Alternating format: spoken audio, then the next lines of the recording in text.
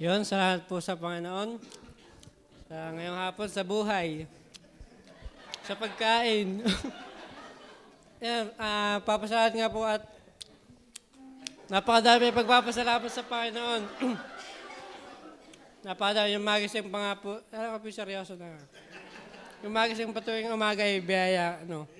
Ayun, nagkikwento nga po ako din, nagmumotor po. Yung sa ibahan po, na-aksidente po, yung katawan ay tagtagang kalate. Hindi salamat po ako buo pa. Kasi nga po, hindi natin nga hawa ang mga pangyayari. Bagaman nga, kahit tiyak na po palangit, mahirap din yung... yung gayon. Kasi nga, hindi nga alam kung kailan mamamatay. Pero salamat din natin sa kaligtasan nga. Bagaman mamatay, hindi na yung kumbaga itatapon na, ang paniniwala itatapon na sa sapa, gayon. Alam natin patutunguhan. At yun, salamat din po sa, sa pamilyang kinabibilangan, sa pamilya ng Chocone, sa Ancha Biole. Yan, salamat po sa mga magulang, kumbagay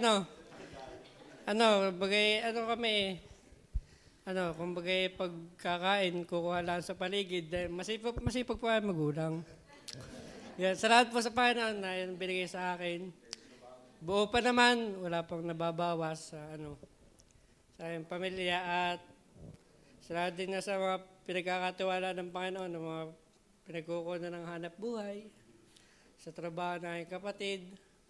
At yun nga po, may answered prayer sa akin. Gawa na po ako'y natawagan magpo full time na po.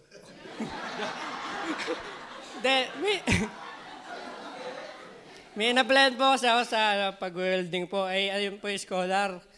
Kung babayaran po yung 17,000 din, may scholarship po. Kahit po hindi matalino, ako po na ako scholar. Doon mo makikita ang biyaya ng Panginoon. Yan, ginawa pa ang scholar. Bukas po ay maglalakad na ng mga requirements at magsisimula na po. The answered prayer po sa akin kasi habang po ay naghihintay, pababay-babay sa bahay. Kumbaga hindi naman nababakante sa ginagawa din. Pagtanghali na mamahinga.